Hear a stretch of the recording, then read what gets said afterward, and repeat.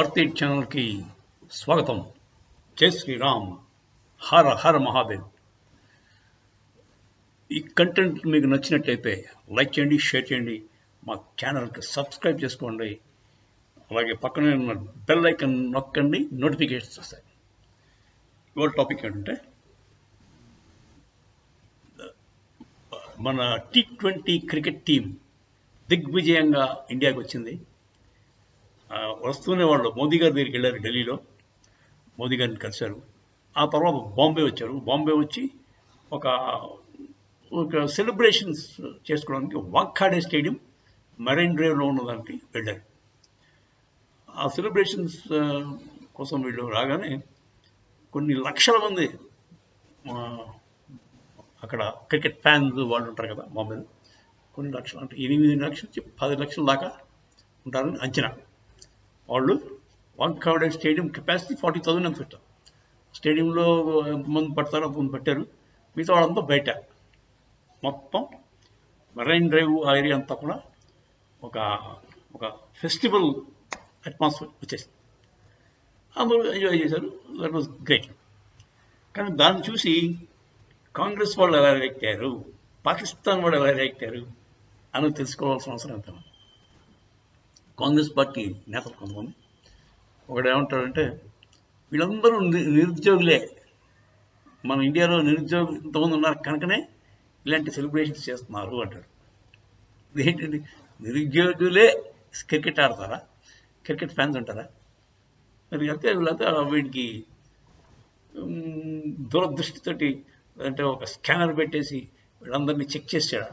వాళ్ళందరూ జేబుల్లో అంటే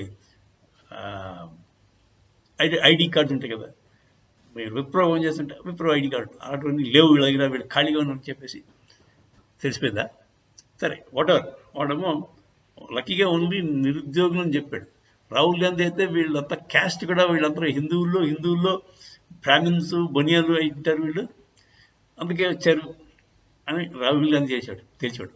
వీళ్ళంతా ఫార్వర్డ్ కాస్ట్, దళితులు ఎవడు లేడు దీంట్లో అని చెప్పి ఒక క్యాస్ట్ సెన్సస్ కూడా చేసేవాడు రాహుల్ గాంధీ అయితే. సరే, ఇంకొకతను అంటాడు దీనికోసం వచ్చేసారు సెలబ్రేషన్స్, కానీ మరి ఇది పేపర్ లీకేజ్ కోసం ఎవడు రాలేదు. అంతమంది ఇదే స్ఫూర్తితోటి, ఇదే ఉత్సాహంతో నీట్ పేపర్ లీక్ కూడా బయటకు వచ్చి ఉంటే ఈ పార్టీకి మన దేశం మారిపోయి ఉండేది అంటే వాళ్ళ కాంగ్రెస్ పార్టీ వచ్చేసింది అని ఒకటి ఏడుస్తాడు.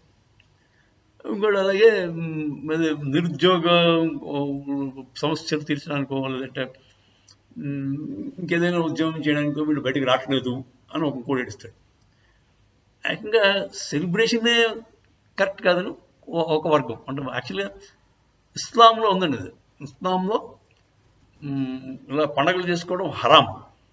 దేనికి వాడు ఎవడు ఓపెన్గా నవ్వకూడదు, సంతోషంగా ఉండకూడదు. ఇస్లాం అంత హరాం అవుతుంది, ఏడుస్తూ ఉండాలి ఎంతసేపు. కాకపోతే మన హిందూ మతంలో అటు లేవు. మనం ఎప్పుడు ప్రతిదానికి మా పల్లెటూరులో అయితే ఒక 2-3 months స్పేస్ అండి. జనవరి నుంచి మొదలవుద్ది, ఆల్మోస్ట్ పీక్ సమ్మర్ దాకా ఉంటుంది. ప్రతి అమావాస్యకి పౌర్ణమికి అమ్మవారి పండుగలు ఉంటాయి. ఈ అమావాస్య మా ఊరు అమ్మవారి పండుగ అయితే ఇంకో అమావాస్య పక్క ఊరి పండుగ అమ్మవారి పండుగ. అలా ఈ గ్రామ దేవతల పండుగలు నిత్యం జరుగుతుంటాయండి. మన సంస్కృతి అది. That is our way of life. హిందువులు వి ఎంజాయ్ ఎవ్రీ అకేషన్. ప్రతి అవకాశం ఉన్నప్పుడల్లా దాన్ని మనం పండగ కింద సెలబ్రేట్ చేసుకోవడం మన ఆనవాయితీ. అంతేగాని నవ్వితే తప్పు, పాటలు పాడడం హరాము. ఇప్పుడు ఇస్లాంలో మీకు సంగీతం మాట్లాడాడు, సంగీతం డ్యాన్స్ అంటే కొరడాతో కొడతాడు. ఆడపిల్లలు డ్యాన్స్ చేశారంటే వాళ్ళని కొరడాతో గురి చేస్తారు. అలాంటి అదే లాంగ్వేజ్లో ఇప్పుడు మన కాంగ్రెస్ పార్టీ వాళ్ళు కూడా మాట్లాడతారు. సో నెక్స్ట్ పాకిస్తాన్ వాళ్ళు రియాక్షన్ చూడండి. ఈ 10 లక్షల మంది వచ్చేసారు. చూడు అసలు ఇండియా ఎలా గెలిచింది, గెలవకుండా ఉండాలి. అల్లా మనం ఏం చేశాడు? అల్లా మనం రక్షించలేదు. పాకిస్తాన్ వెనకాలే ఉండాలి కదా అల్లా.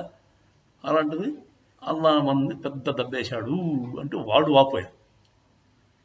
సో బేసిక్గా ఈ కాంగ్రెస్ ఎకోసిస్టమ్ ఎలా పనిచేస్తుందో మీరు ఆలోచించి అర్థం చేసుకుంటే వాళ్ళకి పాకిస్తాన్ వాళ్ళకి పెద్ద తేడా లేదండి అని ఎట్టి పరిస్థితుల్లో మన హిందువులు గమనించవలసిన అవసరం ఎంతైనా ఉంది. కాంగ్రెస్ పార్టీ చేతిలో కానీ మళ్ళీ పగ్గాలు విడిపోతే మన హిందువుల పని ఒక అధోగతి అని చెప్పి చెప్పుకోవాలి. జై శ్రీరామ్. హర హర మహాదేవ్.